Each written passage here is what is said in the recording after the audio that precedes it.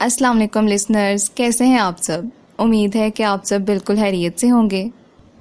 کچھ مصروفیت کی وجہ سے میں ایک لمبے عرصے کے بعد آپ کی خدمت میں حاضر ہوئی ہوں، تو زیادہ دیر کیے بغیر سپاسگزار کی ایپیسوڈ 8 کا آغاز کرتے ہیں۔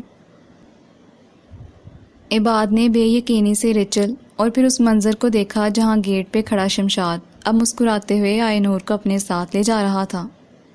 آئے نور اپنی مرضی سے اس شخص کے ساتھ جا رہی تھی۔ ان دونوں کے مابین کیا رشتہ تھا، یہ شمشاد کی آنکھوں میں اتنے دور سے بھی دکھائی دے رہا تھا۔ اس رشتے کے رنگ سب عیاں کر رہے تھے۔ آئے نور ایسی نہیں ہے، اس کے دل نے ہولے سے اسے تسلی دی تھی۔ دنیا جھوٹ بول سکتی ہے لیکن دل نہیں، لیکن سامنے کے منظر کو وہ کیا نام دیتا؟ عباد کی نظریں وہیں جمی تھیں اور اپنی پوری کوشش کے باوجود وہ انہیں آئے نور سے ہٹا نہیں پا رہا تھا۔ اس کا چہرہ دھواں دھواں ہو رہا تھا۔ اس لڑکی کو کسی اور کے ساتھ دیکھنا، وہ بھی کسی ایسے کے ساتھ جس کے جذبات امڑ امڑ کر سارے جہاں کو بتانے کے لیے کافی تھے کہ وہ اس کے لیے کیا ہے، عباد کے لیے ناقابل برداشت تھا۔ ریچل نے اس منظر کو دیکھنے کے بعد پھر سے عباد کو دیکھا اور اس کی نگاہوں کے سامنے ہاتھ لہرایا۔ تمہیں کبھی کسی لڑکی کو ایسے دیکھتے ہوئے نہیں دیکھا۔ اس کا لہجہ ہموار ہونے کے باوجود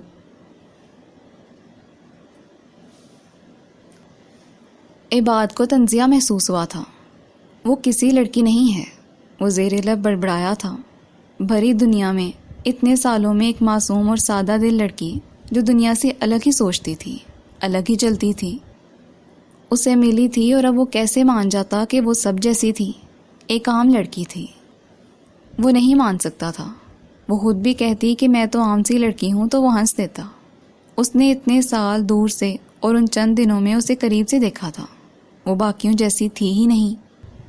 ایسا کیا ہے آئے نور میں؟ ریچل کو اتنی جلن ہوئی تھی کہ اس کا دل کیا وہ ایک تیزاب کی بوتل آئے نور پہ انڈیل دے تاکہ وہ جان سکے کہ ریچل کیسی جلن میں مبتلا ہے۔ وہ جو مجھے کبھی کہیں نہیں ملا، کچھ ایسا ہی ہے۔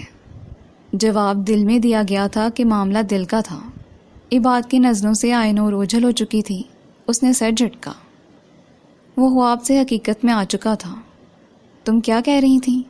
ریچل کے لیے سلسلہ کلام جوڑنا مشکل تھا، کیونکہ عباد کے وجود پہ بڑا بڑا لکھا تھا کہ وہ وہاں موجود ہی نہیں ہے۔ پھر وہ بات کس سے کرتی؟ کچھ نہیں، اس وقت تمہیں چلے جانا چاہیے، اس نے انگریزی میں کہا، اور پھر سر نفی میں ہلا کر خود ہی وہاں سے چلی گئی۔ وہ اس شخص کی آنکھوں میں کسی اور کے لیے وہ جذبات دیکھ ہی نہیں سکتی تھی جو وہ خود کے لیے دیکھنا چاہتی تھی۔ اس کا بوائے فرینڈ ہے۔ ریچل کا کچھ دیر پہلے کا کہا جملہ اس کے کانوں میں گونجا۔ عباد نے الجھ کر جاتی ہوئی ریچل کو دیکھا۔ دل کیا کہ وہ اسے روک کر پوچھ لے کہ اس نے اتنی بڑی بات کیسے کہہ دی۔ نہ چاہتے ہوئے بھی اس کے قدم گیٹ کی جانب بڑھ گئے۔ وہ کسی کا پیچھا کرنے جیسی گری ہوئی حرکت نہیں کرنا چاہتا تھا، لیکن یہ اسے نادانستگی میں ہو رہی تھی۔ ایک خاص لڑکی کے لیے وہ عام سا ہونے جا رہا تھا تاکہ یہ جان سکے کہ کیا وہ بھی عام سی ہی ہے۔ گیٹ سے باہر سڑک پار کرنے کے لیے عباد کو دور ایک گاڑی کی فرنٹ سیٹ پہ بیٹھی آئے نور دکھائی دی تھی۔ اس کا کوئی رشتہ دار ہو سکتا ہے۔ آئے نور ایسی نہیں ہے۔ اس سے زیادہ وہ اس کے پیچھے جانے کی ہمت نہیں کر سکا۔ اس کی عزت نفس دیوار بن کر کھڑی ہو گئی تھی۔ اسے کچھ تو خیال کرنا تھا اس کا۔ وہ اب سڑک پار کر کے فوٹو اسٹیٹ کی دکان کی طرف جا رہا تھا۔ وہ پورا دن اس کا اسی منظر کے جھٹکنے ابھرنے کی کیفیت میں گزرا، اور اگلے دن یہ پہلی مرتبہ ہوا تھا کہ ریچل کے پاس وہ خود گیا تھا۔ کل تم نے کہا تھا کہ وہ اس کا بوائے فرینڈ ہے۔ تم کسی کے بارے میں ایسی بات منہ سے کیسے نکال سکتی ہو؟ وہ لڑکی ایسی نہیں ہے۔ ریچل جو کتابیں کھول کر بیٹھی ساتھ رکھی پلیٹ سے برگر اٹھا کر منہ میں ڈال رہی تھی، ایک دم عباد کے بنا کسی تمہید کے بعد شروع کرنے پہ چونکی تھی۔ برگر اس نے واپس پلیٹ میں رکھ دیا۔ ہر لڑکی سرعام ایسے کام نہیں کرتی عباد ڈیئر، لیکن کرتی وہی کام ہے جو دوسری لڑکیاں ڈنکے کی چوٹ پہ کرتی ہیں۔ عباد کو آئے نور کے لیے یہ سب سننا برا لگا تھا۔ اس کا چہرہ تمتمانے لگا۔ تمہیں کسی کے بارے میں ایسی رائے دینے کا کوئی حق نہیں ہے۔ اگر تمہیں یقین نہیں ہے تو اس کی دوستوں سے جا کر پوچھ سکتے ہو۔ وہ ایسی گھٹیا حرکت نہیں کر سکتا تھا۔ بلکہ رکو، میں کال ملاتی ہوں اس کی دوست کو، تم سپیکر پہ سب سن سکتے ہو۔ وہ ایسا نہیں چاہتا تھا، لیکن نہ جانے کیوں اس نے ریچل کو یہ سب کرنے سے روکا بھی نہیں تھا۔ اس نے کال ملائی کچھ دیر بیل جاتے رہنے کے بعد دوسری طرف سے فون اٹھا لیا گیا۔ ہیلو کی آواز کے ساتھ ہی وہ پہچان گیا تھا کہ وہ سمیرا تھی۔ سمیرا براہ راست اس کے سامنے ہوتی تو کبھی یہ بات ہو ہی نہیں سکتی تھی، لیکن اب چونکہ وہ نہیں جانتی تھی کہ یہ بات بھی اس کی گفتگو سن رہا ہے تو ریچل نے سہولت سے پوچھا، مجھے کچھ پوچھنا تھا یار، اگر تم آئی نور کے ساتھ ہو تو پلیز کچھ فاصلے پہ چلی جاؤ، بات ایسی ہے کہ سب کے سامنے نہیں کی جا سکتی۔ ریچل نے یہ کہہ کر عباد کی طرف دیکھا۔ اس کے چہرے کے تاثرات بہت غیر آرامدہ تھے۔ ہاں بولو، میں ایک طرف ہی ہوں، خیریت ہے نا؟ کیا آئی نور کا کوئی بوائے فرینڈ ہے؟ اس کی بات پہ سمیرا نے کچھ تعجب کا اظہار کیا۔ آئی نور کا بوائے فرینڈ؟ تم یہ کیوں پوچھ رہی ہو؟ بتاؤ نا یار، کیا اس کا کوئی بوائے فرینڈ ہے؟ کل وہ کسی لڑکے کے ساتھ جا رہی تھی۔ دوسری طرف کچھ دیر خاموشی رہی اور پھر اس نے گہرا سانس لیا۔ وہ کلیئر تو نہیں بتاتی کہ اس کا کسی کے ساتھ افیئر ہے، لیکن یس، یہ بات ہم سب جانتے ہیں کہ اس کی لائف میں کوئی ہے۔ عباد کے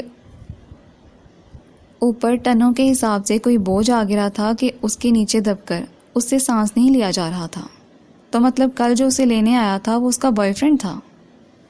میں نے تو نہیں دیکھا کہ کل وہ کس کے ساتھ گئی ہے، لیکن اگر وہ کسی کے ساتھ گئی تھی اور وہ اس کا بھائی نہیں تھا جو اس کو کبھی کبھار لینے آتا ہے تو پھر عین ممکن ہے کہ وہی ہو۔ سمیرا کی بات پہ ریچل نے جتاتی نظروں سے عباد کو دیکھا۔ عباد کا چہرہ، اس کے تاثرات، ریچل کو اس پہ ترس آیا۔ اسے یہ سب نہیں کرنا چاہیے تھا۔ اگر وہ اس سے محبت کی دعوے دار تھی تو اسے کچھ ترس اس انسان پہ کھا لینا چاہیے تھا جو مرض عشق میں مبتلا تھا۔ مزید اس سے وہاں کھڑا ہونا مشکل تھا۔ وہ کچھ کہے بنا وہاں سے چلا گیا اور ریچل نے بھی کال وہیں کاٹ دی۔ اس کا مقصد پورا ہو چکا تھا، اب وہ پھر سے برگر کھانے لگ گئی۔ یہ اس سے اگلے دن کی بات تھی جب گھر میں ایک ہنگامہ ہوا تھا۔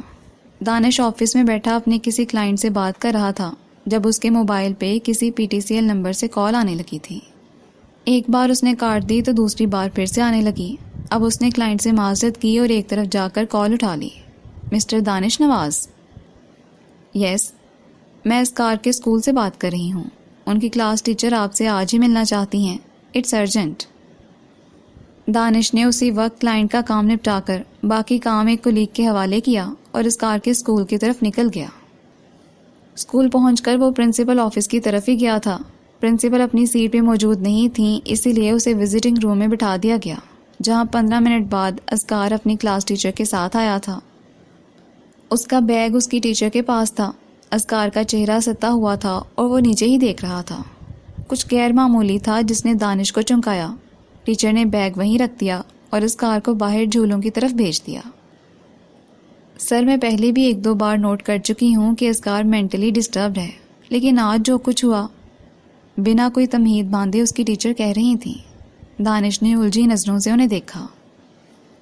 آج اسکار کو میں نے ریڈنگ کے لیے کھڑا کیا تو وہ بالکل خاموش تھا۔ میں نے اسے ریڈنگ کرنے کے لیے کہا تو اس نے یکدم رونا شروع کر دیا۔ وہ اس بری طرح رو رہا تھا کہ ساری کلاس ہی پریشان ہو گئی۔ دانش کا سانس رک سا گیا۔ عموماً بچے ایسا مونٹسری کلاسز میں تو کرتے ہیں، لیکن اس لیول پہ نہیں کرتے۔ نہ کلاس میں کوئی ایسی بات ہوئی تھی جس پہ روتا، نہ ایسا تھا کہ وہ ریڈنگ نہیں کر سکتا تھا۔ اسی لیے میں نے اسے وقتی طور پر کلاس سے باہر بھیج دیا تاکہ کلاس کا ماحول متاثر نہ ہو، لیکن کلاس ختم ہوتے ہی میں نے اسے اسکول کی سائیکالوجسٹ کے پاس بھیج دیا۔ دانش سب کچھ بالکل سمن بکمن کی کیفیت میں سن رہا تھا۔ سائیکالوجسٹ نے اس کا کافی دیر تک سیشن کیا ہے۔ اس نے جو کچھ بھی انہیں بتایا وہ میں نہیں جانتی۔ ان کو کسی بچے کے بھی سیشن کے دوران کی گئی باتیں کسی کو بھی بتانے سے منع کیا گیا ہے، لیکن انہوں نے یہ بتایا ہے کہ اسکار شدید مینٹل سٹریس کا شکار ہے، اور اگر سب کچھ ایسا ہی رہا تو وہ شدید ڈپریشن میں جا سکتا ہے۔ بدھ بنے دانش نے کرب سے آنکھیں اور مٹھیاں دونوں بھینچ لیں۔ جو حالات چل رہے تھے، یہ سب ہونا کوئی انہونی نہیں تھی، لیکن وہ پھر بھی اسے انہونی ہی لگی تھی۔ اگر گھر میں کوئی پرابلم ہے تو بھی سر پلیز بچے کو اس سے دور رکھیں۔ والدین کے جھگڑوں میں یا کسی بھی گھریلو سیاست میں بچے کو کیوں لا رہے ہیں؟ کیا آپ نہیں جانتے کہ یہ بچہ کتنا حساس ہے؟ وہ کیا بتاتا کہ سب سے بڑی پرابلم تو بچے کی ماں ہے۔ اب بچے کو کیسے کوئی ماں سے دور رکھ سکتا ہے؟ میں پوری کوشش کروں گا۔ آپ کا بہت شکریہ کہ آپ نے مجھے بر وقت اطلاع کر دی، اس نے انگریزی میں کہا اور اسکار کا بیگ اٹھا کر باہر نکل گیا۔ وہ کوشش جو وہ کئی سالوں سے کر رہا تھا، ویسے ہی مزید کوشش وہ مزید کرے گا۔ ذکی، دور سے اس نے جھولوں پہ کھیلتے اسکار کو پکارا۔ اسکار جلدی سے بھاگتا ہوا باپ کی طرف آ گیا۔ چلیں؟ اس نے سر جھکائے کھڑے اسکار سے پوچھا تو اس نے سر ہلا دیا۔ گاڑی میں بیٹھ کر بھی اس نے اسکار سے کچھ نہیں پوچھا۔ وہ خاموش تھا اور گاڑی سے باہر دیکھ رہا تھا۔ اب تک ایک بار بھی اس نے باپ سے نظریں نہیں ملائی تھیں، جیسے وہ کسی پچھتاوے کا شکار ہو، اسے شرمندگی ہو۔ دانش نے ایک طرف گاڑی روک دی، تب اسکار نے چونک کر باپ کو دیکھا جو اسے دیکھ رہا تھا، پھر سے نظریں جھکا لیں۔ وہ جانتا تھا کہ باپ اس سے بات کرنا چاہتا ہے۔ کیا ہوا تھا ذکی؟ اس کا لہجہ اتنا نرم تھا کہ اس کا اپنا دل بھر آ گیا۔ آپ جانتے ہیں؟ تم بتاؤ، میں نہیں جانتا۔ زیور بابا کو ماما نے کرنل پاپا سے کہہ کر نکلوا دیا، کیونکہ ماما نہیں چاہتی تھیں کہ میں ان سے بات کروں۔ دانش نے تکلیف بھرا سانس لیا۔ وہ اس سارے معاملے کو اس تناظر سے دیکھ رہا تھا جو شاید غلط نہیں تھا۔ زیور بابا کو نکلوانے کی ایک بڑی وجہ یہ بھی تھی۔ ایسا نہیں ہے ذکی، بابا ہمارے گھر رہتے ہیں، وہ کہیں گئے تو نہیں ہیں بیٹا۔ بس وہ بوڑھے ہو گئے ہیں، بیمار ہو گئے ہیں، اسی لیے انہیں کام سے منع کر دیا گیا ہے۔ انہیں کسی نے کہیں سے نہیں نکالا، یہ ان کا گھر ہے، بھلا وہ یہاں سے کہاں جائیں گے؟ ذکی نے بے یقینی سے باپ کو دیکھا کہ کیا وہ ٹھیک کہہ رہا ہے۔ دانش نے سر اس بات میں ہلا دیا تاکہ وہ اس کی بات کا یقین کر سکے۔ وہ ہمارے لیے دادا جیسے ہیں ذکی، ہم انہیں گھر سے کیسے نکال سکتے ہیں؟ بیٹے کے اعتماد کو مضبوط کرنے کے لیے اسے کہنا پڑا۔ وہ دادا جیسے نہیں ہیں، دادا جیسے ہوتے تو ماما کبھی ان سے بدتمیزی نہ کرتی۔ دادا سے تو ماما ڈرتی ہیں کیونکہ وہ ڈانٹتے ہیں۔ زیور بابا نے کبھی کسی پہ غصہ تک نہیں کیا، اس لیے ان سے کوئی کیوں ڈرے گا؟ ماما کے لیے وہ نوکر ہیں، اور نوکروں کو تو ماما پہلے بھی نکالتی رہی ہیں۔ اس نے باپ کو دیکھا اور اتنا کہہ کر منہ پھیر لیا۔ دانش کے پاس اس بات کے جواب میں کوئی جواب نہیں تھا۔ وہ اپنے بچے کو جھوٹ کی ملما کاری کر کے سچ نہیں بتا سکتا تھا۔ جو بچہ سچ کو خود پرکھنے لگ جائے، اس کے سامنے جھوٹ بولنا خود اپنے آپ کو جھوٹا ثابت کرنا ہے۔ دانش نے اسے گھر کے سامنے اتار دیا۔ اسے واپس آفس جانا تھا۔ ذکی، ماما کو کچھ مت کہنا، میں خود ان سے بات کروں گا۔ اسکار نے سر ہلا دیا۔ جب وہ گیٹ سے اندر داخل ہوا تو دور اسے لان کے ایک سمت میں، جہاں زیور بابا کا کمرہ تھا، وہ دھوپ میں بیٹھے دکھائی دیے۔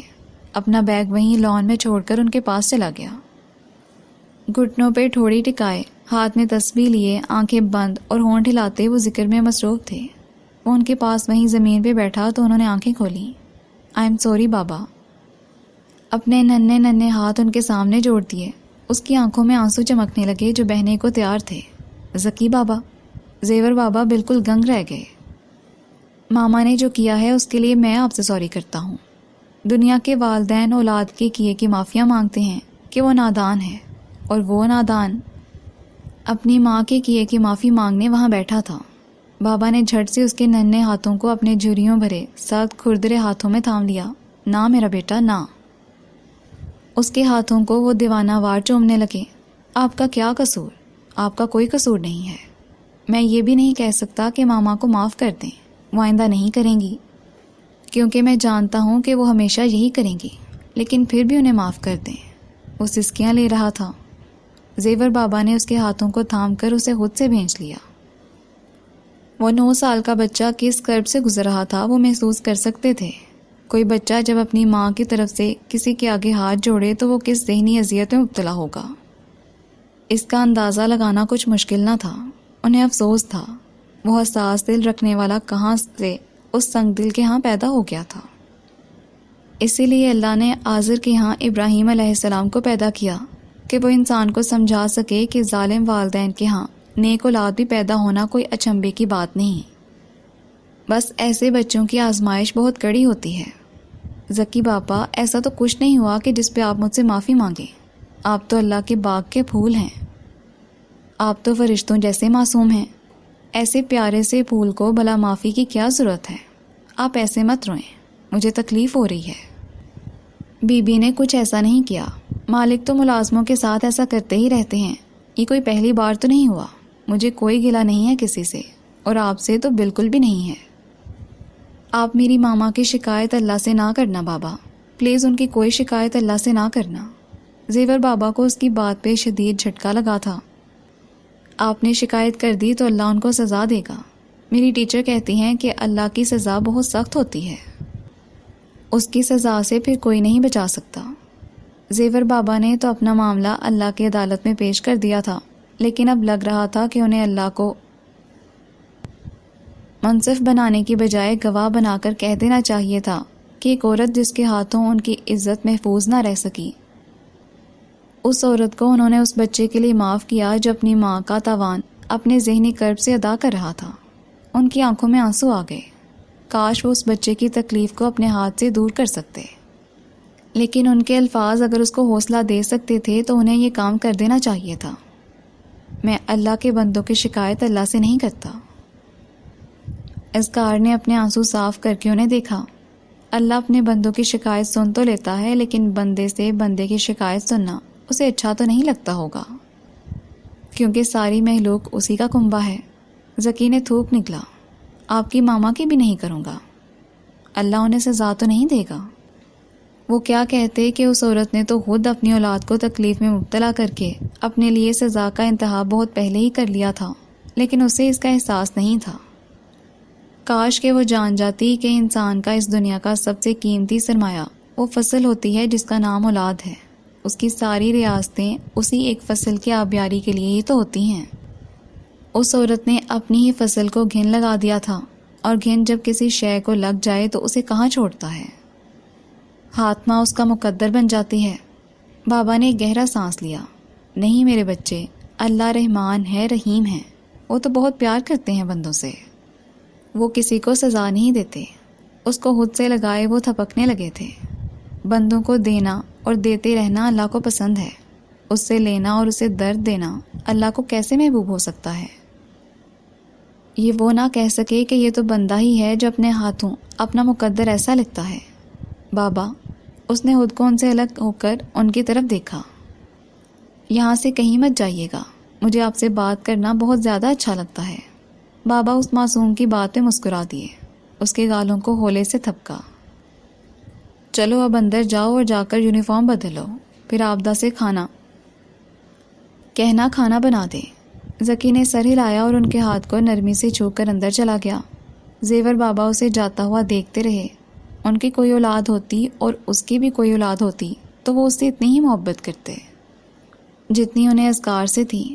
اللہ نے اگر بہت سے پیاروں کو لے لیا تھا تو اس کے بدل میں بہت سے پیارے لوگوں کا ساتھ ساری زندگی ساتھ رکھا تھا۔ دانش آفس کا کام نپٹا کر ایمرجنسی کا بول کر جلدی نکل آیا تھا۔ نکلنے سے بہت پہلے ہی اس نے کال کر کے رتابہ کو بتایا تھا کہ وہ اسے لینے آئے گا۔ رتابہ نے حیرت سے اس کی بات سنی تھی لیکن کوئی بحث نہیں کی تھی۔ واپسی پہ وہ اسے ہسپتال سے لے کر اس کی گاڑی وہیں پارک چھوڑ کر اسے اپنے ساتھ قریبی پارک میں لے آیا تھا، جو اس وقت خالی ہی ہوتا تھا۔ ہم یہاں کیا کرنے آئے ہیں؟ رتابہ دانش کے خود کو لینے آنے پہ ہی قدرے حیران تھی، اور اب یہاں دانش اسے معمول سے زیادہ الجھا ہوا لگا تھا۔ مجھے بات کرنا تھی تم سے، گھر پہ مجھے ٹھیک نہیں لگا اور کہاں لے کر جاتا، اور یہاں پبلک میں لانا تمہیں ٹھیک لگا، یہاں چیخنا چلانا تماشا کرنا تمہیں ٹھیک لگا؟ وہ تنزیہ اور غصے کی ملی جلی کیفیت سے پوچھ رہی تھی۔ فکر مت کرو، میں نہیں چیخوں گا۔ اس کا لہجہ اتنا تھکا ہارا تھا جیسے وہ برسوں کی اس مسافت سے تنگ آ چکا ہے۔ اب اس میں چیخنے کی بھی ہمت ختم ہو چکی تھی۔ گھر پہ بچے ہوتے، ان کے سامنے میں کوئی بات نہیں کرنا چاہتا تھا۔ ذکی پہلے ہی بہت سفر کر رہا ہے۔ رتابہ چونکی۔ ذکی، رتابہ میری بات غور سے سنو پلیز، پلیز اللہ کا واسطہ کہ چیخے چلائے بنا میری بات سمجھنے کی کوشش کرنا۔ اس وقت وہ پارک کے قدرے سنسان گوشے میں تھے۔ وہاں ان کے علاوہ کوئی نہیں تھا۔ وہ کوئی تماشا نہیں چاہتا تھا، لیکن اگر کوئی تماشا لگنا بھی تھا تو انجان لوگوں کے سامنے ہی لگنا تھا جو تماشا دیکھتے اور اپنے اپنے گھروں کو چلے جاتے۔ بات ختم۔ کم از کم ان کے بچوں تک اس کے اثرات نہیں جانا تھے۔ ذکی کے اسکول سے مجھے کال آئی تھی، ان کے اسکول کی سائیکالوجسٹ نے اس کا سیشن لیا ہے۔ سائیکالوجسٹ؟ اسے جھٹکا لگا تھا۔ ذکی شدید مینٹل سٹریس میں ہے، یہ شدید ڈپریشن میں بدل جائے گا اگر ہم نے اپنا تعلق نہ بدلا۔ وہ بہت ضبط سے ٹھہر ٹھہر کر اسے بتا رہا تھا۔ ہو سکتا ہے کہ میں ایک شوہر نہیں ثابت ہو سکا، تمہیں مجھ سے ساری زندگی نفرت ہی رہی اور نفرت ہی رہے گی۔ تم مجھے بطور شوہر قبول نہیں کر سکی، لیکن تم میرے سے ہٹ کر اپنے بچوں کا تو سوچو رتابہ، تم ایک ماں بھی تو ہو. کیا تمہیں یہ دکھائی نہیں دیتا کہ ہمارے آپس کی چکچک سے ہمارے بچے متاثر ہو رہے ہیں، ان کی ذہنی صحت اثر انداز ہو رہی ہے؟ وہ سچ میں اتنا تھکے ہارے انداز میں بات کر رہا تھا جیسے اتنی سی بات کہنے میں بھی اس کی ہمت جواب دے رہی تھی. کیا بچوں کا سوچنا صرف میرا فرض ہے؟ دانش نے کرب سے آنکھیں موندی. نہیں، مزید تھکاوٹ آمیز لہجہ. میرا بھی ہے، ہم دونوں کا ہے. تو ہر بار تم مجھے ہی کیوں یہ احساس دلاتے ہو کہ میں ہی بچوں کی پرواہ نہیں کرتی؟ جو کچھ ہو رہا ہے وہ میری وجہ سے ہے، میں نے انہیں اس حال تک پہنچایا ہے. اپنا ذکر کرنا تم کیوں بھول جاتے ہو؟ وہ وقت کبھی آنا ہی نہیں تھا جب سامنے کھڑی وہ عورت سکون سے کسی بات کو سنتی اور اسے سمجھ کر احساس کرنے کی کوشش کرتی کہ حالات کیا ہو چکے تھے. میں نے پہنچایا ہے یار، میں نے ہی کیا ہے یہ سب. میں مانتا ہوں کہ مجھ سے ہی ہوا ہوگا سب کچھ. مجھے ہی نہ رہنا آیا خاندان میں اور نہ اپنا خاندان بنا کر رکھنا آیا. مجھے بیوی کو طریقے سے رکھنا نہیں آیا. میں ہی برا شوہر ہوں اور برا باپ بھی ہوں. مجھ سے ہی کوتاہیاں ہوئی ہیں. میں تمہیں کوئی الزام نہیں دے رہا یار، میں ہی کمینہ ہوں جس سے اپنے رشتے نہیں سنبھالے گئے. سب قصور میرا ہی ہوگا یقیناً. وہ کوئی طنز نہیں کر رہا تھا، وہ بس تھک کر ہار مانتے ہوئے سارے گناہ اپنے کھاتے میں ڈال رہا تھا کہ اصل مجرم میں ہوں. وہ سخت بیزاری سے یہ سب کہہ رہا تھا کیونکہ اس وقت اس کا مقصد بات سمجھانا تھا اور یہ تبھی ممکن تھا کہ وہ سارے قصور اپنے کھاتے میں ڈال لیتا. لیکن اب میں اس نے ہاتھ جوڑ کر اس کے سامنے کیے. تم سے درخواست کرتا ہوں رتابہ. اس کی آنکھیں بھر آ گئیں کہ پلیز ہمارے بچوں کا ذرا سا خیال کرو. آواز بھر آ گئی، میرا نہیں بس بچوں کا. اسے لگا کہ بس اگلے جملے کو ادا کرتے ہوئے وہ رو دے گا. پلیز بچوں کا خیال کر کے وہ سب مت ہونے دو جو ہوتا رہا ہے. اس کے ہونٹ کپ کپانے لگے. پلیز ذکی کا خیال رکھو، وہ بہت زیادہ حساس بچہ ہے. یہ وقت ہے جب بچوں کو ہماری ضرورت ہے رتابہ. اگر یہ وقت گزر گیا تو اپنے ساتھ وہ تباہی کے اثرات چھوڑ جائے گا جنہیں ہم واپس نہیں پلٹا سکیں گے. بچوں کی تربیت کا یہی وقت ہے. اس وقت ہم سے جو غلطیاں ہو رہی ہیں بعد میں ہم انہیں ٹھیک نہیں کر پائیں گے. ضبط کرنے سے اس کی آنکھوں کی لالی بڑھ گئی تھی. اس نے ہاتھ اسی طرح اس کے سامنے بندے رہنے دیے اور اپنے کپ کپاتے ہوئے لبوں کو بھینچ کر اپنا چہرہ ذرا سا پھیٹ لیا. رتابہ خاموشی سے اسے دیکھ رہی تھی. دانش کی آنکھ سے ایک آنسو گال پہ بہہ نکلا. اس نے ہاتھ پہلو میں گرا دیے اور پورا پلٹ گیا. وہ رو رہا تھا لیکن سامنے کھڑی عورت اس کی کبھی بھی ویسی ہمسفر نہیں رہی تھی جس کے سامنے وہ آنسوں کو بہہ جانے دیتا. ٹیچر نے کیا کہا ہے؟ مجھے ڈیٹیل بتاؤ. وہ کچھ دیر خاموش کھڑی رہی تھی، پھر اس نے دانش کے برابر آ کر اس کے چہرے کو دیکھ کر پوچھا. ذکی سے اس کی کیا بات ہوئی میں نہیں جانتا. وہ یہ سب کسی سے ڈسکس نہیں کرتی، لیکن ذکی شدید مینٹل سٹریس میں ہے جس کی وجہ سے وہ آج کلاس میں رو پڑا. رتابہ کے لیے یہ جھٹکا ہی تھا، مگر ایسا کیا ہوا کہ ایک دم سے وہ الجھ گئی. ذکی اس بات پہ ڈسٹرب ہے کہ تم نے زیور بابا کو کام سے نکلوایا ہے. سچ سن کر رتابہ کے چہرے کے تاثرات بدلے. واٹ؟ بے یقینی تھی، صدمہ تھا اور غصہ پل بھر میں اٹھ کر آیا. وہ اس نوکر کی وجہ سے اسکول میں رو پڑا. نوکر نہیں ہے وہ رتابہ، نوکر ہی تو نہیں ہے وہ. اس نے نرمی سے اس کی بات کاٹی. اس بوڑھے نے ہی ہم بہن بھائیوں کا ساری عمر خیال رکھا ہے. باپ ہمارا سارا دن آفس میں ہوتا، پوسٹنگ میں کبھی کہاں، تب وہ بوڑھا ہی ہمارا باپ بن جاتا. ہمیں کبھی اس نے باپ کی کمی نہیں محسوس ہونے دی. اب وہی بوڑھا ذکی کا دادا بن گیا ہے. نوکر مت کہو انہیں. ذکی کے لیے وہ اپنے دادا سے بڑھ کر ہے. اس نیک صفت بے ضرر انسان کو نوکر مت کہو. اس کی نرماہٹ ملتجی لہجہ کسی کام نہیں آنا تھا کیونکہ سامنے کھڑی اس عورت کے لیے خود سے کمتر لوگوں کا کینہ دل سے کبھی جاتا نہیں تھا اور وہ اکثر لوگوں کو خود سے کمتر ہی سمجھتی تھی. تم جو بھی کہو دانش، ہے تو وہ ایک ملازم ہی. کسی ملازم کے لیے ایسے جذبات رکھنا کہ اس کے لیے اسکول میں سب کے سامنے رویا جائے. او گاڈ! جھرجھری لے کر اس نے سر جھٹکا. انسان جانور بھی پال لینا تو اس کے چلے جانے سے دکھی ہوتا ہے. وہ تو پھر انسان ہے، کہیں گیا تو نہیں ہے نا، وہ وہیں اسی گھر میں پڑا ہوا ہے. پھر کیوں اتنا حساس ہو رہا ہے ذکی اس کے لیے؟ اس سے پہلے اپنے گھر میں دین محمد کو، زہرا کو، چاند بی بی کو میں نکال چکی ہوں. ملازم رکھے جاتے ہیں، نکالے جاتے ہیں، ان کو سر آنکھوں پہ بٹھا کر دل میں نہیں بسایا جاتا. یہ بات تمہیں اور تمہارے بیٹے کو سمجھنے کی ضرورت ہے۔ جب کوئی ملازم کام کے قابل نہ رہے تو اسے شو کیس میں سجا کر اس کی سیوا نہیں کی جاتی۔ اگر کچھ دیر پہلے بچوں کے لیے کچھ فکر ایک ماں کے دل میں آئی ہی تھی تو اب ایک متکبر عورت نے اسے پس منظر میں ڈال دیا تھا۔ ملازم نہیں ہے وہ رتابہ، فرد ہیں ہمارے گھرانے کے۔ دادا ابو نے انہیں رکھا تھا، تب سے کبھی بھی کسی کو انہیں نکالنے کی ہمت نہیں ہوئی، پاپا کو بھی نہیں۔ ہاں تو تب وہ کام کرنے کے لائق تھے، اب نہیں رہے۔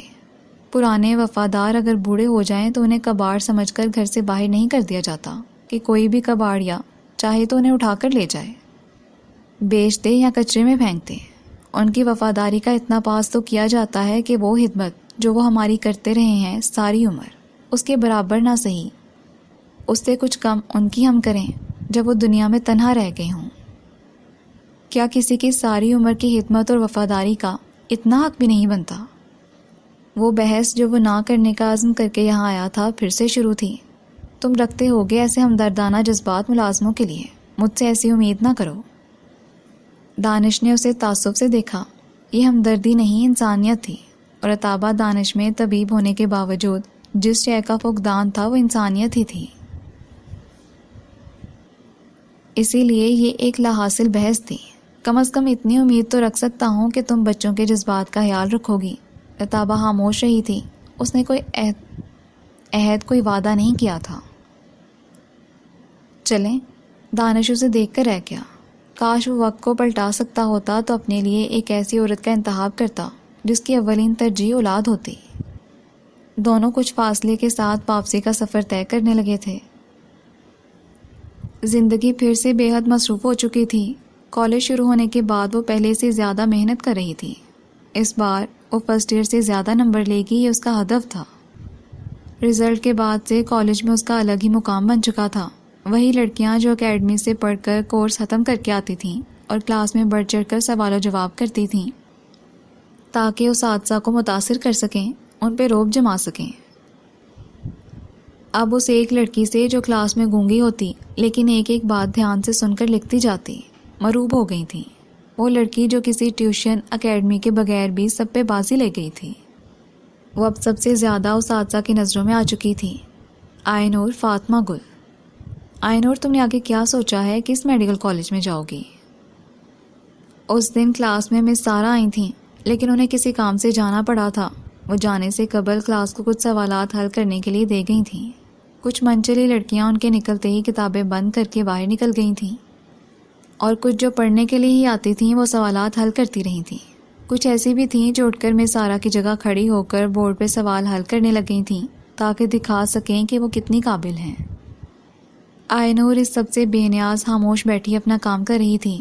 اس کی پچھلی نشستوں پہ وردہ کا گروپ بیٹھا تھا جن کی پڑھائی میں کم اور زندگی میں کیا کرنا ہے میں زیادہ دلچسپی تھی۔ اس وقت بھی وہ اپنے مستقبل کی شاندار منصوبہ بندی کرنے میں مصروف تھیں۔ انہی میں سے ایک مزنہ تھی جس نے اپنے گروپ کی بحث میں اسے بھی مدعو کر لیا۔ Medical college? آئے نور نے کچھ حیران سا اسے اور اس کی ساتھیوں کو دیکھا۔ کیوں میڈیکل میں نہیں جانا تم نے؟ کیا سادہ بی اے کرنے کے لیے اتنی جان مار رہی ہو یا پھر پیا دیش سدھارنے کے لیے؟ ان کے گروپ کی نرمین نے مزاحیہ انداز میں کہا تو سب ہنس دیں۔ جہاں اللہ کا حکم ہوا، اس نے یہ کہہ کر دوبارہ توجہ اپنے کام پہ مرکوز کر دی۔ اس کی اپنی کوشش ہمیشہ سے یہی تھی کہ اس کا داخلہ راولپنڈی میڈیکل میں ہو، کیونکہ وہ ہاسٹل کے اخراجات پوری کرنے کی سکت نہیں رکھتی تھی۔ لیکن اس سوال نے اسے یہ سوچنے پہ مجبور کیا تھا کہ اگر ایسا نہ ہوا اور اس کا داخلہ کسی دوسرے شہر کے میڈیکل کالج میں ہو رہا ہوا تو وہ کیا کرے گی؟ کیا اس کے پاس کوئی پلان بی تھا؟ یکدم اس کے ذہن میں شمشاد کا سراپا لہرایا جو اس کے تعلیمی اخراجات پوری کرنے پہ آمادہ تھا، اور ساتھ ہی اس نے سر جھٹک دیا۔ میری تو ایف اے کے بعد شادی ہے، باقی تعلیم اپنے سسرال جا کر پوری کروں گی۔ ایک کلاس کی وہ منگنی شدہ لڑکی تھی جسے سب حسرت سے دیکھتی تھیں۔ جن لڑکیوں کی منگنیاں ہو جائیں پھر وہ جلد ہی شادی کر کے سسرال چلی جاتی ہیں، اور ان میں سے کم ہی آگے بڑھ پاتی ہیں۔ بعد میں بچوں کی ذمہ داریاں، گھر کی ذمہ داریاں کہاں پڑھنے کی اجازت دیتی ہیں۔ یہ کلاس کی زونیا تھی جسے سب زبیدہ آپا کہتے تھے، کیونکہ اس کے پاس ہر وقت ہر مسئلے کو حل کرنے کے ٹوٹکے موجود ہوتے تھے جو وہ مفت میں سب کو دیتی پھرتی تھی۔ بالکل ٹھیک کہا زبیدہ آپا نے۔ جی نہیں، میرا منگیتر خود ماسٹرز کا رہا ہے اور اب آگے ایم فل میں ایڈمیشن لے چکا ہے. اس کا اپنا ارادہ پی ایچ ڈی کا ہے اور مجھے بھی کہتا رہتا ہے کہ انسان کو ڈھیر سارا پڑھنا چاہیے. اس لیے میں نے تو ایسی کوئی امید نہیں رکھی کہ پڑھائی سے میری جان کبھی بھی چھوٹ سکتی ہے، کیونکہ وہ جیسے ہی کوئی ڈگری مکمل کرتا ہے کوئی نئی ڈگری شروع کر دیتا ہے، اور ڈگری نہ کرے تو کوئی کورس شروع کر دیتا ہے. وہ مجھے بھی ایسے ہی چلائے گا. شوہر زیادہ پڑھا لکھا ہو تو کم پڑھی لکھی بیوی کو بھی ساتھ چلا لیتا ہے، لیکن اگر کم پڑھا لکھا ہو تو پڑھی لکھی بیوی کے ساتھ چلنا مشکل ہوتا ہے. تیزی سے کام کرتی آئی نور کا ہاتھ وہیں تھما تھا. اسے سر اٹھا کر ان سب کی طرف دیکھا. کوئی اسے نہیں دیکھ رہا تھا، لیکن اسے لگا کہ سب اسے ہی دیکھ کر یہ بات کہہ رہے ہیں. ٹھیک کہہ رہی ہے زبیدہ آپا، کم پڑھا لکھا شوہر بیوی کے لیے بہت مسائل پیدا کرتا ہے. میرے اپنے بھائی جان نے میٹرک کر کے پڑھائی چھوڑ دی تھی، اور میری بھابھی ایم بی اے ہے. بچپن سے رشتہ طے تھا، اسی لیے حالہ منع نہیں کر سکیں. لیکن بھائی اور بھابھی میں تعلیم کا یہ فرق ہر جگہ صاف دکھائی دیتا ہے. بھلے میرا بھائی ہے، لیکن بھابھی کے سامنے اس کی شخصیت یکدم دب جاتی ہے. انہیں احساس ہے اس بات کا، اسی لیے شاید کبھی ان دونوں کی زندگی ویسی نہیں ہو سکی جیسے عام جوڑوں کی ہوتی ہے. آئی نور بت بنی انہیں دیکھ رہی تھی. اب کام جاری رکھنا اس کے لیے مشکل ہو گیا تھا. شمشاد اور آئی نور اور شمشاد. وہ ڈاکٹر بننا چاہتی ہے اور شمشاد حذیفہ پاس تھا. اس سوچ نے اسے مزید کام کرنے ہی نہیں دیا. اس سے پہلے اس نے کبھی یہ نہیں سوچا تھا کہ اس کے ڈاکٹر بننے سے ان دونوں کا تعلیمی فرق تو بہت زیادہ ہو جائے گا. وہ سوچ سکتی بھی کیسے تھی؟ ڈاکٹر بننا اس کی اولین خواہش تھی. شمشاد تو بعد میں اس کی زندگی میں آیا تھا، اور وہ بھی بنا اس کی خواہش کے. ابا نے بھی رشتہ طے کرتے ہوئے اسے خاندان دیکھا تھا. لوگ اچھے تھے، لڑکا شریف تھا. ان کا خاندان معاشی لحاظ سے مضبوط تھا، چلتا ہوا خاندانی کاروبار تھا. لیکن جو چیز ابا نظر انداز کر گئے وہ لڑکے کی تعلیم تھی. ابا نے اس معاملے میں کوئی حساب کتاب نہیں کیا تھا. اس دن اس کی ہونے والی ساس کی گفتگو پھر سے یاد آ گئی کہ شمشاد کو ہی ڈاکٹر بیوی کا شوق تھا، اور وہ پھر سے الجھ گئی تھی. نئے وسوسے نے اسے رات تک بے چین رکھا تھا. اگلے دن کالج میں ہی غائب دماغی سے گزارنے کے بعد اس نے بہت سوچا کہ اسے اس معاملے پہ کسی سے کھل کر بات کرنی چاہیے، لیکن کس سے؟ اس کی کوئی ایسی گہری سہیلی نہیں تھی جس سے وہ دل کی ہر بات کہہ دیتی. ایک نیا ادراک ہوا کہ اگر کبھی وہ کسی الجھن پریشانی کا شکار ہو تو اس کے پاس تو ایسا کوئی انسان موجود ہی نہیں ہے جس کے سامنے وہ دل کا غبار نکال سکے. بہنیں، امی یا کوئی خاص سہیلی، کچھ بھی تو نہیں. سب اس سے کیوں اتنے دور تھے؟ اس نے خود تو کسی کو بھی اپنے سے دور نہیں کیا تھا. یہ اس کا نصیب تھا کہ اس کے پاس قریبی رشتے کے نام پہ کوئی رشتہ نہ تھا. ہونے رشتے تو تھے، لیکن قربت سے محروم. اس رات پہلی بار آئی نور فاطمہ گل کو احساس ہوا کہ وہ مالی اعتبار سے ہی نہیں، رشتوں کے اعتبار سے بھی کتنی غریب ہے. کوئی ایک انسان، فقط ایک انسان بھی نہیں تھا جس کے سامنے وہ اپنا دل کھول سکے، اس سے لگ کر رو سکے، اپنی تھکاوٹ کی کمیوں اور محرومیوں کے قصے سنا سکے. کیا وہ ساری زندگی اکیلی ہی اپنے دکھ اور اذیتیں سہتی رہے گی، یا کوئی کاندھا اسے بھی کبھی میسر آئے گا جس پہ سر ٹکا کر وہ سب کہہ ڈالے گی؟ میڈم شیریں. اگلے پل اسے خیال آیا تھا، ہاں میڈم شیریں سے وہ سب نہ کہہ سکے، لیکن ساری صورتحال بتا کر مشورہ تو لے سکتی ہے. وہ اسے مخلصی سے چند بول تسلی کے کہہ تو سکتی تھی. اس نے تہیہ کیا کہ وہ اگلے دن میڈم شیریں کے پاس جائے گی. اگلے دن کالج سے آنے کے بعد دوپہر کو اس نے آرام نہیں کیا تھا. وہ اکیڈمی چلی گئی تھی. میڈم مصروف تھیں، لیکن اس کے لیے وقت نکال لیا تھا. کچھ جھجکتے ہوئے اس نے انہیں اپنی الجھن سمجھا دی تھی. وہ خاموشی سے سب سنتی رہیں. اس کے خاموش ہونے پہ انہوں نے مسکرا کر اسے دیکھا. یہ محض ایک امکان ہی ہے نا فاطمہ کہ وہ ایسا ہو سکتا ہے. امکانات کے بارے میں سوچ کر اپنا حال کیوں تباہ کر رہی ہو؟ لیکن امکان تو ہے نا. کیا ایسے کتنے کپلز ہیں ہم نے نہیں دیکھے جن میں تعلیمی فرق کی وجہ سے نباہ نہیں ہو سکا؟ میڈم نے سر ہلایا. بالکل دیکھے ہیں، اور یہ سچ بھی ہے کہ کم پڑھا لکھا مرد اگر پڑھی لکھی لڑکی سے شادی کر لے تو اکثر کم مائگی کا شکار ہو جاتا ہے. پھر بیوی اگر ڈاکٹر ہو تو اور بھی مشکل، کیونکہ ایک ڈاکٹر بیوی کے مسائل کو عام گھرانوں میں سمجھنا مشکل ہوتا ہے. اس کا پیشہ کسی بھی وقت میں اس سے علیحدہ نہیں ہو سکتا.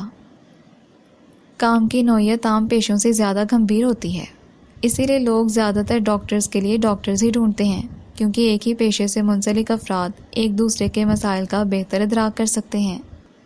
وہ خاموش رہی، لیکن اس لڑکے نے کچھ سوچ سمجھ کر تم سے شادی کی بات کی ہوگی۔ بقول ان کی ماں کے انہیں ڈاکٹر بیوی چاہیے تھی۔ میڈم نے گہرا سانس لیا۔ عموماً وہ مرد جو خود ڈاکٹر نہیں بن پاتے یا زیادہ نہیں پڑھ پاتے، ان کی ایسی ہی خواہشات ہوتی ہیں، لیکن پھر انہیں خاندان میں بہو کے پیشے پہ اعتراض بھی بہت ہوتے ہیں۔ چونکہ خواہش تو پوری ہو جاتی ہے کہ ڈاکٹر مل گئی ہے، معاشرے میں واہ واہ ہو گئی ہے تو یہی کافی ہے، بعد میں نوکری نہیں کرنے دی جاتی، گھر بٹھا دیا جاتا ہے، ملک و قوم کا پیشہ بھی ضائع، اور لڑکی کی ذہانت کو کسی کھو کھاتے میں ڈال دیا جاتا ہے۔ معاشرے کے وہ حقائق بیان کر رہی تھیں جو ہماری آنکھوں کے سامنے موجود ہیں، لیکن ہم ان پہ بات نہیں کرنا چاہتے۔ میری بہن اور بہنوئی میں بھی شاید شروع سے اختلافات کی یہی وجہ رہی ہے کہ بہنوئی کم مائگی کا شکار ہیں اور بہن ضرورت سے زیادہ احساس برتری کا۔ اس کے اپنے گھر میں ایک مثال موجود تھی، لیکن وہ کبھی غور نہیں کر پائی تھی۔ آج اسے یہی لگ رہا تھا کہ ان دونوں کے باہم تعلقات بھی اسی وجہ سے مسائل کا شکار ہیں۔ بہتر ہے فاطمہ کہ تم اپنے والد صاحب سے کھل کر اس مسئلے پہ بات کرو، میڈم نے مخلصانہ مشورہ دیا۔ ابا سے میں کیسے اس موضوع پہ بات کر سکتی ہوں؟ بیٹی ہو کر باپ سے ایسی بات کرنا اسے عجیب لگ رہا تھا۔ کیوں نہیں کر سکتی؟ تمہارا رشتہ طے کرتے ہوئے کیا تم دونوں میں ایک لمبی بحث نہیں ہوئی تھی؟ تمہاری امی اتنی پڑھی لکھی نہیں ہیں کہ وہ ایسے معاملات پہ اولاد سے گفتگو کر سکیں، لیکن ابو تو ہیں نا۔ پھر وہ پہلے بھی تمہیں بٹھا کر تم سے تفصیلی گفتگو کر چکے ہیں، تو اس بار یہ کام تم کر لو۔ فاطمہ نے گہرا سانس لیا۔ میڈم ٹھیک کہہ رہی تھیں۔ اگر پڑھائی جیسے اہم معاملے کو تم اتنی سنجیدگی سے لیتی ہو کہ اس پہ کوئی دوسری بات کرنے کو تم تیار نہیں ہو، تو یہ بھی تمہاری ساری زندگی کی بات ہو رہی ہے۔ یہ کوئی 1-2 دن کی کہانی نہیں ہے کہ چلو 2 دن گزر گئے تو کہانی ختم۔ اس لیے اس بات کو بھی تمہیں اتنا ہی سنجیدگی سے لینا ہوگا کہ اس پہ کسی دوسرے کے کہنے کے باوجود تم اپنے موقف سے نہیں ہٹو گی۔ اس نے سر ہلایا۔ میں آج ہی کروں گی۔ میڈم کے ساتھ 1 کپ چائے پی کر وہ پختہ ارادہ کر کے ہی اٹھی تھی۔ وہ ہمت کر کے رات میں جب ابا صحن میں ٹہل رہے تھے ان کے پاس چلی گئی۔ ابا آپ سے ایک بات کرنا تھی۔ کالج جا کر رزلٹ میں اس قدر شاندار کامیابی حاصل کرنے کے بعد سے اس کے ابا سے تعلقات بہت اچھے ہو گئے تھے۔ امی بھلے اسے اب بھی اس طرح اہمیت نہ دیتی ہوں، لیکن ابا کے لیے وہ بہت معتبر ہو گئی تھی۔ بولو بیٹا، پڑھائی میں کوئی مسئلہ ہے یا پیسے چاہیے تو بتاؤ۔ انہیں لگا تھا کہ اسے پیسوں کی ضرورت ہوگی۔ نہیں ابا، میں بس ایک مسئلے پہ سوچ سوچ کے تھک گئی ہوں تو سوچا آپ سے کہہ دوں۔ ایسی کیا بات ہے؟ ابا جانتے تھے کہ وہ اہم نوعیت کی باتوں پہ ہی اس طرح ان کے پاس آتی تھی۔ کیا مجھے اپنی آنے والی زندگی کے بارے میں بات کرنے کی اجازت ہے؟ مطلب ایک بیٹی اپنی آنے والی زندگی کے امکانات جو اسے خوفزدہ کر رہے ہیں کے بارے میں اپنے باپ سے بات کر سکتی ہے۔ اگر پہلے وہ کسی جھجک کا شکار تھی تو اب نہیں تھی۔ جب ہم باقی موضوعات پہ اپنے حق میں بول سکتے ہیں تو اس موضوع پہ کیوں نہیں جہاں معاملہ ساری زندگی کا ہو؟ کیوں نہیں؟ تم جانتی ہو کہ میں بالکل روایتی باپ نہیں ہوں۔ ابا کی بات نے اسے مزید حوصلہ دیا تھا۔ ابا یقیناً آپ نے بہت سوچ سمجھ کر میرے لیے فیصلہ لیا ہوگا۔ ہر پہلو سے سوچا تھا اور تبھی شمشاد کے لیے ہاں کی تھی، لیکن ایک ایسا پہلو تھا جس پہ شاید آپ سوچنا بھول گئے اور جو اب مجھے پریشان کر رہا ہے۔ ابا نے الجھ کر اسے دیکھا، پھر سامنے صحن کی چارپائی کی طرف اشارہ کیا کہ چلو وہاں بیٹھتے ہیں۔ دونوں چارپائی کے ایک ایک کونے پہ ٹک گئے۔ ابا میں ڈاکٹر بن جاؤں گی تو شمشاد اور میرے درمیان تعلیم کا ایک واضح فرق آ جائے گا۔ کیا آپ کو نہیں لگتا کہ تعلیم کا یہ فرق ذہنی مطابقت میں حائل ہو جاتا ہے؟ ابا اس کی بات پہ چونکے تھے۔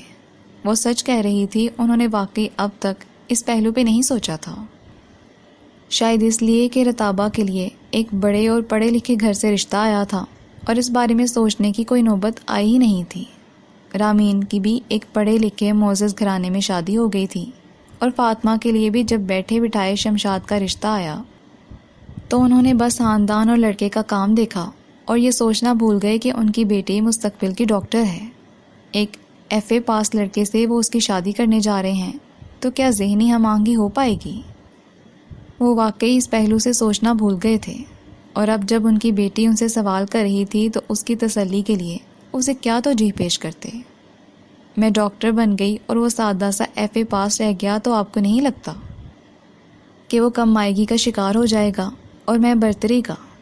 یہ تعلیمی فرق ہمارے درمیان ایک دیوار کی طرح آ کھڑا ہوگا جسے ہم چاہ کر بھی مٹا نہیں پائیں گے۔ ابا نے گہرا سانس لیا۔ ہو سکتا ہے۔ فاطمہ نے حیرت سے انہیں دیکھا۔ کیا ایسا ہوتا نہیں آیا؟ تم خود کو برتر مت سمجھنا، تو ایسا نہیں ہوگا۔ ابا کے پاس اس مسئلے کا کیا خوب حل تھا۔ میں خود کو برتر نہ بھی سمجھوں ابا، تو اس بات کی کیا گارنٹی کہ میرا شوہر خود کو کمتر نہیں سمجھے گا؟ اس بات کا کوئی جواب نہیں تھا۔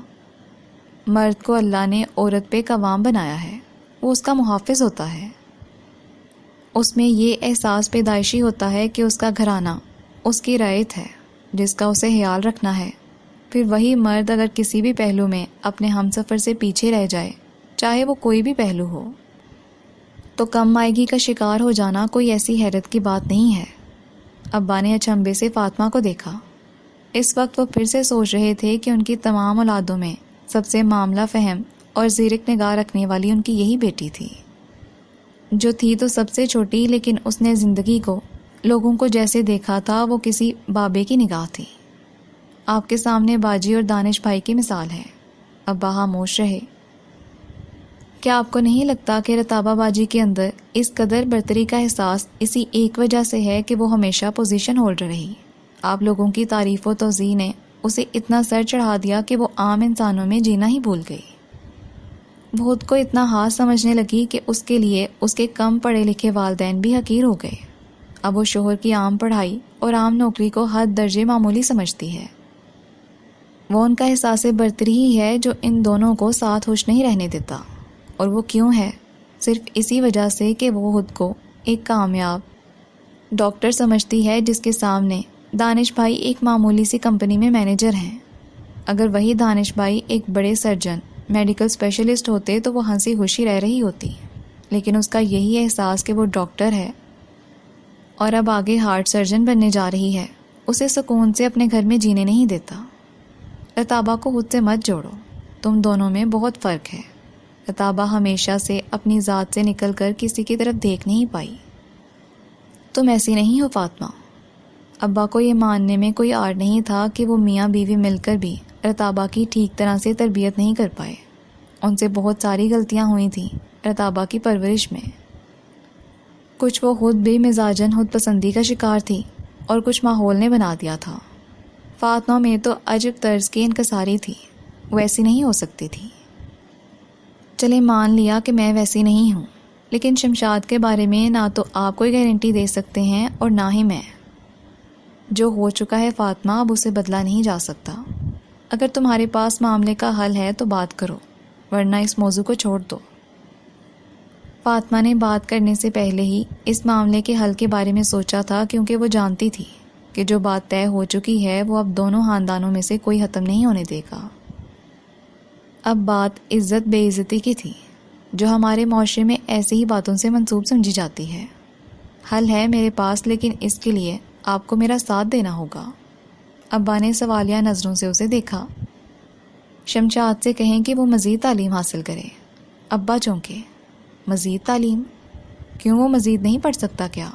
اس دور میں FA پاس ہونا کیا پہاڑ سر کرنا ہے؟ لیکن یہ تو اس کی مرضی ہے کہ وہ مزید پڑھنا چاہتا ہے یا نہیں۔ اگر وہ پڑھائی میں اتنی دلچسپی رکھتا ہوتا تو پہلے سے ہی نہ پڑھ لیتا۔ یوں بیچ میں چھوڑنے کا مطلب ہی یہ ہے کہ وہ پڑھنا نہیں چاہتا۔ پڑھنا نہیں چاہتا، لیکن پڑھی لکھی بیوی چاہتا ہے، اس نے دل میں کڑ کر سوچا۔ جب اس نے تعلیم چھوڑی ہوگی، اس وقت وہ کم عمر نوجوان تھا جسے اپنے اچھے برے کی تمیز نہیں ہوتی۔ اب وہ ایک میچور انسان بن چکا ہے، دنیا دیکھ چکا ہے، زندگی کے اتار چڑھاؤ کو سمجھتا ہے۔ اب اگر اسے یہ کہا جائے تو ہو سکتا ہے کہ وہ اس بارے میں سنجیدگی سے سوچے کہ تعلیم یافتہ ہونا کتنا ضروری ہے۔ آخر بات کرنے میں کیا مذائقہ ہے؟ ابا کچھ دیر خاموش گہری سوچ میں ڈوب گئے، پھر سر اٹھا کر اسے دیکھا۔ ٹھیک ہے، میں بات کروں گا۔ ابا کی بات پہ وہ مسکرا دی۔ ابا بھی مسکرا دیے۔ تھینک یو ابا، آپ ہمیشہ میری بات سمجھتے ہیں۔ دیر سے ہی صحیح، اب سمجھ جاتا ہوں۔ انہوں نے اس کے ہاتھ پہ اپنا ہاتھ دھرا۔ 2 دن بعد ہی ابا نے شمشاد کو گھر بلوایا تھا۔ وہ ابا کے ساتھ ان کے کمرے میں ہی بیٹھا تھا جبکہ فاطمہ دروازے سے کان لگائے کھڑی تھی۔ ابا ساری بات بہت ہی عمدہ طریقے سے کہہ چکے تھے، اس طرح کہ اسے محسوس تک نہ ہو کہ اس کی کم تعلیم پہ بات کی جا رہی ہے۔ فاطمہ اندر ہی اندر ابا کی معاملہ فہمی کو داد دینے لگی۔ شمشاد کی طرف سے ایک گمبھیر خاموشی باہر کھڑی فاطمہ کو کھل رہی تھی۔ آخر وہ کچھ بول کیوں نہیں رہا تھا؟ یہ سب آپ سے فاطمہ نے کہا ہے؟ اس کا دل زور سے دھڑکا تھا۔ ابا کو ایک پل کو چپ لگ گئی۔ اس سوال کا کیا جواب مناسب ہوتا کہ بات نہ بگڑتی؟ یہ میری اپنی سوچ ہے، کیا غلط ہے؟ اگر یہ آپ کی اپنی سوچ ہوتی تو اس وقت ہوتی جب آپ یہ رشتہ طے کر رہے تھے۔ ابا اس کی شکل دیکھ کر رہ گئے۔ اس نے وہاں جا کر چوٹ کی تھی کہ ابا کو چپ ہونا ہی پڑا۔ ویسے بھی اس رشتے میں کوئی شرط اگر کسی نے رکھی ہے تو وہی ہے، نہ ہماری طرف سے کوئی شرط رکھی گئی نہ آپ لوگوں کی طرف سے۔ کیا آگے پڑھنا غلط ہے؟ کیا کم پڑھے لکھے ہونا جرم ہے؟ میں نے یہ تو نہیں کہا بیٹا۔ کوئی مدعا 7 پردوں میں لپیٹ کر بھی پیش کیا جائے تو وہ رہتا وہی ہے، اور مدعا یہی ہے کہ آپ کی بیٹی کے مقابلے میں کم پڑھا ہوا ہوں۔ فاطمہ نے اپنا سر پیٹ لیا۔ ابا نے تو اتنے طریقے سے بات کی تھی کہ سننے والے کو برا لگ ہی نہیں سکتا تھا۔ یہ وہی تھا جو اسے اس انداز سے لے رہا تھا۔ شاید اس کے اندر کم مائگی کا احساس پہلے سے موجود ہوگا جب سامنے آ رہا تھا۔ کیا یہ بہتر ہوگا کہ فاطمہ یہ سب مجھ سے خود کہے؟ ابا متذبذب سے اسے دیکھنے لگے۔ میں اس سے بات کرنا چاہتا ہوں، آپ چاہیں تو یہیں رہیں ہمارے سامنے، مجھے کوئی اعتراض نہیں ہوگا۔ ابا نے سر ہلایا۔ فاطمہ خود ہی اندر چلی آئی۔ وہ اسے دیکھ کر مسکرا دیا، لیکن اس مسکراہٹ میں ہلکی سی طنز کی آمیزش تھی، گویا وہ جانتا تھا کہ وہ باہر کھڑی سب سن رہی ہے۔ ابا اسی وقت کمرے سے باہر چلے گئے تھے۔ بہتر تھا کہ وہ دونوں آمنے سامنے ان کی غیر موجودگی میں بات کر لیں۔ یہ شرط نہیں ہے، صرف درخواست ہے۔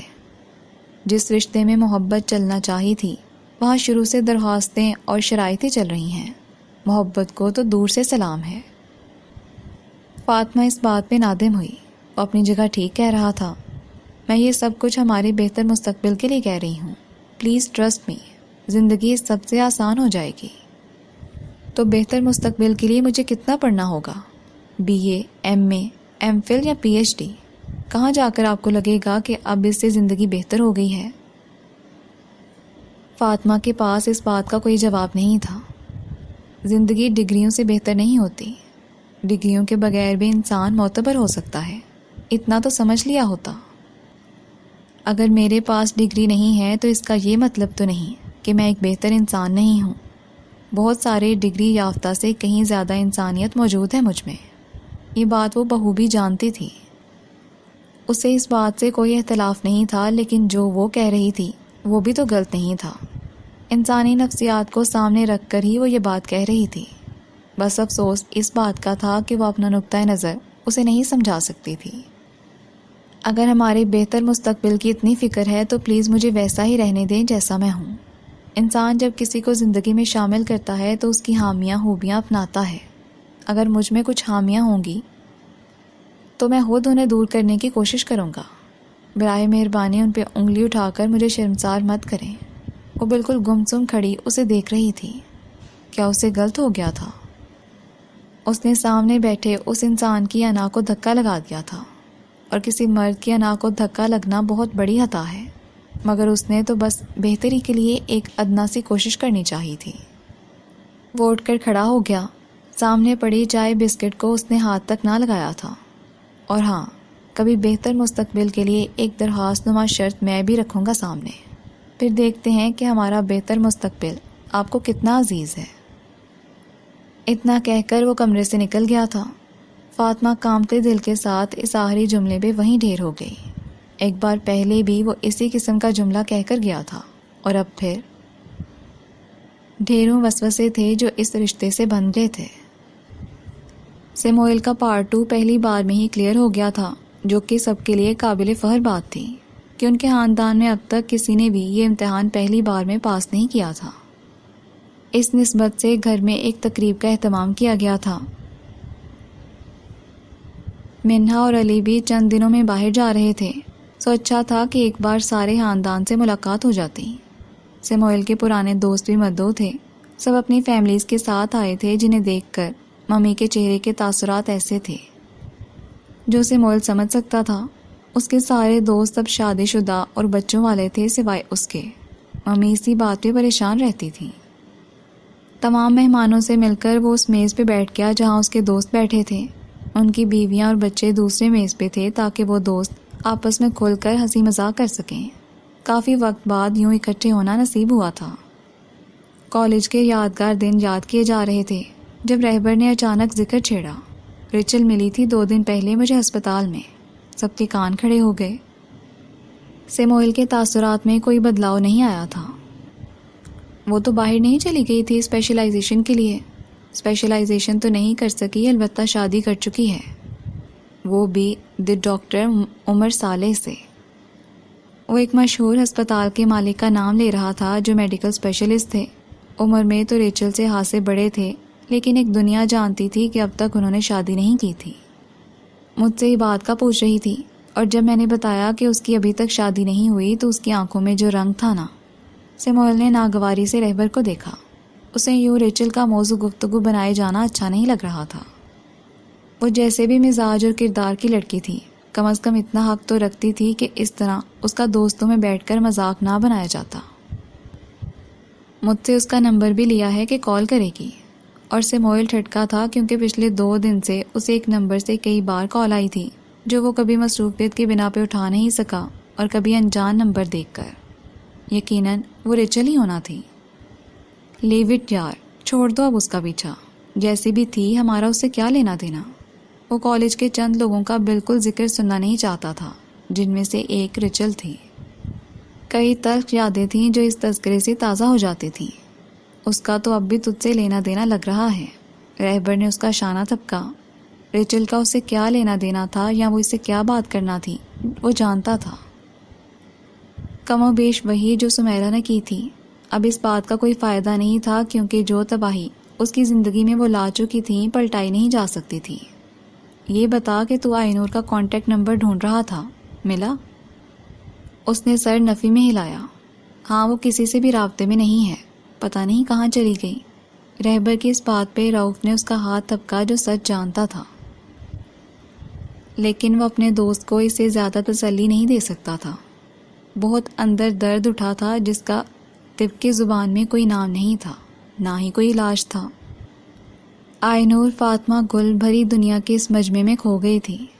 نہ وہ کہیں فیس بک پہ موجود تھی، نہ اس کا کسی دوست سے رابطہ رہا تھا۔ کسی کو اس کا فون نمبر یا گھر کا پتہ تک معلوم نہیں تھا۔ وہ کہاں گئی کوئی نہیں جانتا تھا۔ اس نے خود ہی اپنے آپ کو سب سے چھپا لیا تھا تو کوئی اسے ڈھونڈنے کا تردد کیوں کرتا؟ لیکن اسے اس لڑکی کو ڈھونڈنا تھا۔ دعوت اچھی رہی تھی، اور دعوت کے بعد جب سب رات گئے اپنے کمرے میں چلے گئے تو ممی دودھ کا گلاس لیے اس کے پاس آئی تھی۔ اب تو پارٹ 2 بھی کلیئر ہو گیا، اب کیا سوچا ہے؟ ممی اس کے بیڈ پہ بیٹھ گئی تھی۔ اس نے ممی کی گود میں سر رکھ دیا۔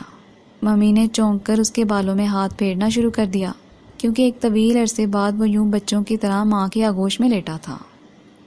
ممی دعا کریں وہ مجھے مل جائے۔ اس کے لہجے میں بے بسی تھی۔ کون؟ ممی چونکی۔ جسے میں نے اپنی حماقت میں کھو دیا۔